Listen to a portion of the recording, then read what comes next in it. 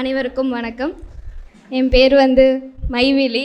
பேருக்கேற்ற மாதிரியே ஆளும் கொஞ்சம் சைஸாக தான் டிஃப்ரெண்ட்டாக இருப்பேன் நான். எங்கள் ஊர் சின்னியம்பாளையம், ஈரோடு டிஸ்ட்ரிக்டில் இருக்குது. அங்கே அது ஒரு கிராமந்தான். அங்கேருந்து தான் வந்தேன் நானும்.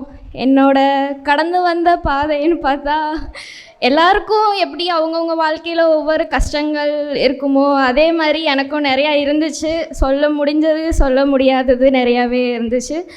10th முடித்தேன், 478. அக்காவை விட 1 மார்க் அதிகமாக எடுத்துட்டேன்னு வீட்டில் கேக்லாம் வெட்டினாங்க. ஆல்சோ 12th நல்ல ஸ்கோர் 1120. அது சொன்னதும் வீட்டில் ஃபஸ்ட்டு நம்பலை. அதுக்கப்புறம் பிரிண்ட் அவுட்லாம் எடுத்து பார்த்து அப்புறம் தான் நம்பிக்கையே வந்துச்சு என் மேலே. ஏதோ நான் பிட் அடித்து பாஸ் பண்ண மாதிரி எங்கள் அப்பா ரியாக்ஷன் இருந்துச்சு. அதுக்கப்புறம் எல்லோரும் ட்ரை பண்ணுற மாதிரி நானும் நல்ல ஸ்கோர் வச்சுருக்கோம், நல்ல கட் ஆஃப் வச்சுருக்கோம்.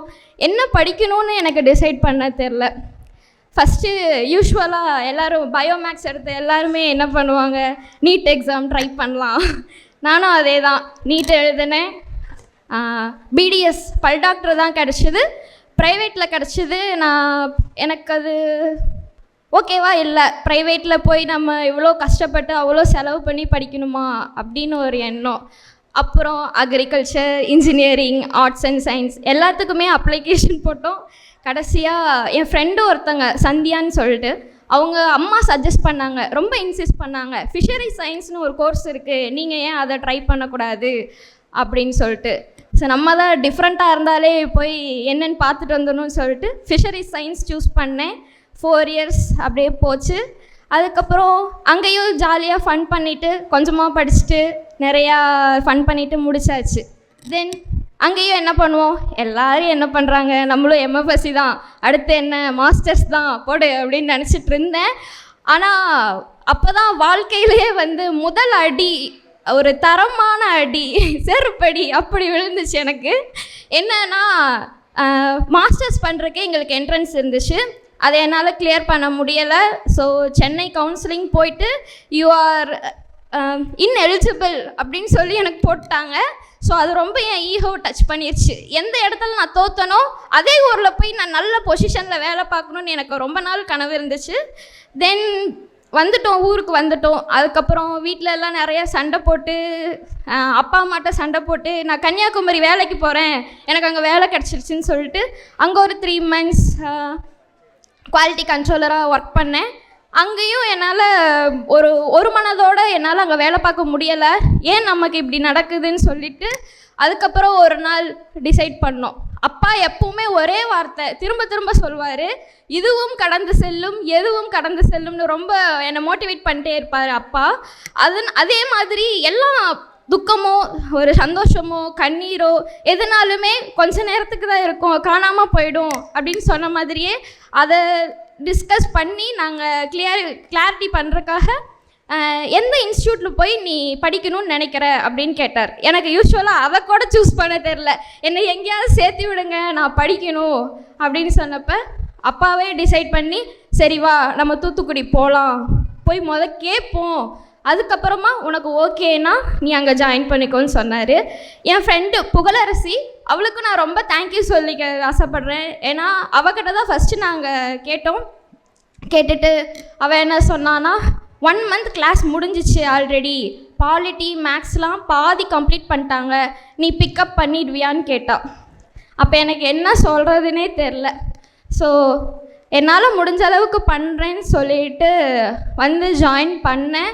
செப்டம்பர் 2023 கிளாஸ்லாம் ஓவர் ஆச்சு. அதுக்கப்புறம் என்ன பண்ணணும், ஏன்னா அதுக்கப்புறம் எனக்கு கைடன்ஸுக்கு நான் ஸ்டாஃபை கான்டாக்ட் பண்ண முடியல. சம்திங் என்னோடய இன்ஃபீரியாரிட்டி காம்ப்ளெக்ஸ், நம்ம போய் கேட்டால் கரெக்டாக இருக்குமா, அந்த மாதிரி நிறையா இருந்துச்சு. ஸோ என்ன பண்ணோன்னா, சிவப்பிரியான்னு ஒரு அக்கா, அவங்க என்னோடய ஸ்டடிமேட்னு சொல்வேன். அவங்க தான் ஃபஸ்ட்டு என்னை பூஸ்டப் பண்ணவே ஆரம்பித்தாங்க. நீ ரொம்ப நல்லாவே படிக்கிற மாதிரி, நீ கண்டிப்பாக அச்சீவ் பண்ணுவ, ஸோ நீ கண்டிப்பாக ட்ரை பண்ணுன்னு சொல்லி ஃபஸ்ட்டு அவங்க தான் என் ஸ்டடிமேட். நாங்கள் தான் கம்பைன் ஸ்டடி பண்ணோம். அன்ஃபார்ச்சுனேட்டாக அவங்களுக்கு மேரேஜ் ஆனது காரணத்தினால அவங்க போயிட்டாங்க. தென் அதுக்கப்புறம் நிறையா டெஸ்ட் பேட்ச் அதுக்கெல்லாம் ரொம்ப சாருக்கு தான் தேங்க்யூ சொல்லணும். இந்த டெஸ்ட் பேட்சில் அந்த பெண்ணு வாங்கறதுக்காக நான் போராடின நாட்கள் ஏராளம். அதே போல் அந்த ஸ்டடி ஹாலில் காலையில் 5 மணியும் சாயங்காலம் 5 மணியும் நான் மறக்க மாட்டேன். அந்த கடைசி பெஞ்சில் உட்காந்துட்டு அந்த ஃப்ளெக்ஸ் போர்டை பார்த்துட்டு நம்ம ஃபோட்டோ இதில் எப்போ வரும் அப்படின்னு நான் ரொம்ப ஏக்கத்தோடு பார்த்துட்ருப்பேன். ஒவ்வொரு டெஸ்ட் முடிஞ்ச போதும் நம்ம இந்த டெஸ்ட்டில் நல்லா ஸ்கோர் பண்ணியிருக்கோமா அப்படின்னு நான் டெஸ்ட் பண்ணுவேன். அந்த பெண்ணு வாங்கறதுக்காக நான் ரொம்ப ஈகராக இருந்தேனே சொல்லலாம். ஆல்சோ அப்பா அம்மா ரொம்ப சப்போர்ட் பண்ணாங்க. எந்த கஷ்டம் வந்தாலும் அப்பா சொல்கிற ஒரே வார்த்தை இதுதான், இதுவும் கடந்து செல்லும், எதுவும் கடந்து செல்லும். அதே மாதிரி நிறையா ஸ்ட்ரகிள்ஸை தாண்டி இந்த இடத்துல நிற்கிறோன்னா அப்பா அம்மா தான் காரணம். அப்பா அம்மா இல்லாமல் நான் இங்கே இல்லை. அம்மாவை பற்றி சொல்லணும்னா அம்மா ஒரே ஒரு வார்த்தை தான் சொல்லுவாங்க, ரொம்ப பேச மாட்டாங்க. எது வந்தாலும் ஃபேஸ் பண்ணு, பயந்து ஓடாதன்னு சொல்லுவாங்க. அதே மாதிரி எது வந்தாலும் ஃபேஸ் பண்ணி நான் இங்கே இருக்க காரணம் அவங்க தான். நான் எங்கள் அப்பா அம்மாவை மேடைக்கு கூப்பிட ஆசைப்பட்றேன். மை ஃப்ரெண்ட்ஸ்ன்னு சொல்லணுன்னா என்னோடய காலேஜ் மேட்ஸ், என்னோடய இன்ஸ்டியூட் மேட்ஸ், சொல்லப்போனால் மது அக்கா, கேஷ்னி, அவங்களாம் இல்லைன்னா சப்போர்ட் பண்ணலைன்னா இந்த இடத்துக்கு நான் இருக்க முடியாது. ஒரு ஹாஸ்டலராக இருந்த எனக்கு டே ஸ்காலர் அவங்க தான் எனக்கு சோறு போட்டு வளர்த்தாங்கன்னே சொல்லணும். அது ஒரு மிகப்பெரிய ஹெல்ப்பாக நான் பார்க்குறேன். உப்பிட்டவரை உள்ளளவும் நினை, அதுதான் என்னோட மனசில் இப்போவுமே இருக்குது. அவங்க இல்லைன்னா கண்டிப்பாக இந்த அச்சீவ்மெண்ட் என்னால் பண்ணியிருக்க முடியாது. ஆல்சோ சௌமின்னு ஒரு பொண்ணு என் ஃப்ரெண்டு தான், அவள் இங்கே இல்லை. IDBI PO கிளியர் பண்ணி ஆந்திராவில் இருக்கா. அவள் நான் என்ன ரேங்க் எடுத்தாலும் என்னை திட்டுவா. ஃபஸ்ட் ரேங்க் எடுத்தாலும் ஃபஸ்ட் ரேங்க் எடுத்துட்டியா, ஓவராக ஆணவத்தில் ஆடாத, அடுத்து போய் படின்னு சொல்லுவாள். இதே 3rd ரேங்க் எடுத்தோம்னா ஃபஸ்ட் இயர் நான் எடுப்பேனா அப்படின்னு சொல்லுவாள். அது ஒரு டிஸ்கரேஜ்மெண்ட்டாக இல்லாமல் நான் ஒரு பூஸ்டப்பாக ஸ்போர்ட்டிவாக எடுத்துக்கிட்டேன். அது அவளுக்கும் தேங்க்யூ. பிருந்தா, அவளும் என் ஃப்ரெண்ட். அவள் எப்படின்னா இதெல்லாம் கண்டுக்க மாட்டான், ஆனால் என் மேலே ரொம்ப கேரிங். அவள் ரொம்ப ஸ்பெஷல். மது அக்கா ஆல்சோ ரொம்ப ஸ்பெஷல். தேங்க்யூ.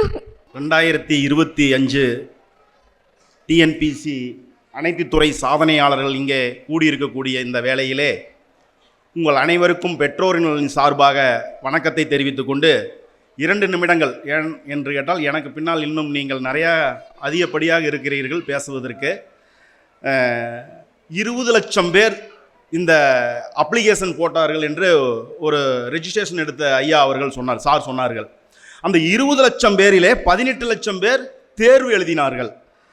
அந்த 18 லட்சம் பேரிலே முதல் அறிவித்தது 9477 பேர் என்று சொன்னார்கள். அந்த 9477 பேரிலே நாம் வந்துள்ளோம் என்ற மகிழ்ச்சியை இந்த இடத்திலே கொண்டாடாமல் அனைவரும் அவர்களுடைய பின்னால் அவர்களுடைய பெற்றோர்கள் கஷ்டப்பட்டதை நினைத்து கண்ணீர் வடிக்கிறீர்கள் என்று சொன்னால், நீங்கள் எனக்கு அந்த குறள் ஒன்று ஞாபகத்துக்கு வருகிறது. நன்றி மறப்பது நன்றென்று, நன்றல்லது அன்றே மறப்பது நன்று என்று திருவள்ளுவர் அவர்கள் சொல்லியிருக்கிறார்கள்.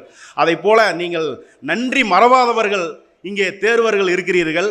ஆனால் நீங்கள் அனைவரும் அரசு ஊழியர்கள்.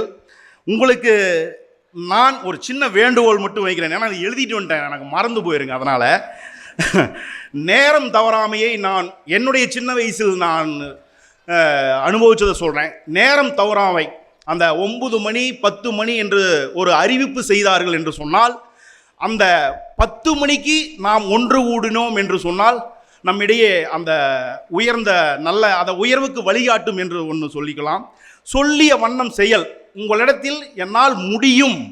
நான் இவர்கிட்ட கேட்பேன், நாங்கள் அழுததெல்லாம் இன்றைக்கி அழுகலை நாங்கள், ஏன்னா நாங்கள் முன்னையும் அழுதுட்டோம். சென்னையில் அந்த MFSC எங்களுக்கு கிடைக்கல. 2 பேரும் சென்னை வீதியில் ஈக்காட்டு தாங்கல நின்று அழுதுட்டோம். அதுக்கப்புறம் அதுதான் இவர் சொன்னார், அடின்னு சொன்னார். அடி அல்ல, எங்களுடைய வாழ்க்கையினுடைய மாற்றம். குரேஸ் அகாடமி இங்கே இருக்கிறது என்று கூட எங்களுக்கு தெரியாது. அந்த MFSC எங்களுக்கு கிடைக்கல, ஏன்னா மார்க் இவங்க அதிகம் அந்த கட் ஆஃப்லாம் எடுத்திருக்காங்க, கிடைக்கலையாங்கிற ஆதங்கம். அப்புறம் தான் சரி ஏன் TNPC படிக்கக்கூடாதுன்னு சொல்லிட்டு இந்த சுரேஷ் அகாடமி, வணக்கம் ஐயா, இங்கே கொண்டாந்து எங்களை சேர்த்தது. ஆனால் அந்த மகிழ்ச்சியை கொண்டாடும் விதமாக உங்களுக்கு சொல்லிக்கொள்வது, மாதா பிதா குரு தெய்வம் என்று சொல்லுவார்கள்.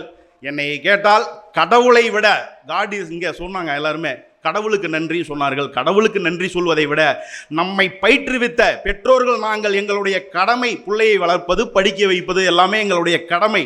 ஒரு 5 அறிவு உள்ள ஜீவன்கள் கூட தங்களுடைய குழந்தையை வளர்ப்பது கடமை. ஆனால் நமக்கு ஆ இ ஈ என்று நமக்கு அந்த அறிவு கண்ணை திறந்த ஆசிரியர்கள் பெருந்தகை. அன்று 1ஆம் வகுப்பிலே இருந்து 10ஆம் வகுப்பு வரை ஒரு ஆசிரியர் உங்களுக்கு சொல்லிக் கொடுத்தார் என்று சொன்னால், இன்று நீங்கள் சரளமாக இந்த இடத்திலே நான் நின்று பேசுவதற்கு காரணம் என்னுடைய முதல் வகுப்பு ஆசிரியர் என்று இந்த இடத்திலே நான் பெருமைப்பட சொல்லுவேன் என்று. அதே போல உங்களுக்கு இந்த டிஎன்பிசி தேர்விலே வெற்றி பெறுவதற்கு இங்கே பயிற்றுனர்கள் ஆசிரியர்களுக்கு நீங்கள் என்றும் நினைக்க வேண்டும், உங்களுடைய மனதுக்கு வலிமை உண்டு. ஏன் என்று கேட்டால், நெல்லிக்கனியை கடித்து தின்பது போல நீங்கள் நினைத்து பாருங்கள், உங்கள் நாக்கிலே உமிழ்நீர் சுரக்கும். நினைத்து பார்த்தாலே உமிழ்நீர் சுரக்கிறது என்று சொன்னால், அந்த ஆசிரியர்கள் நல்லா இருக்க வேண்டும் என்று நீங்கள் மனதிலே நினைத்தால் நீங்கள் நல்லா இருப்பீர்கள் என்று சொல்லி விடைபெறுகிறேன். நன்றி, வணக்கம். சுரேஷ் IAS அகாடமி, வெற்றியின் முகவரி.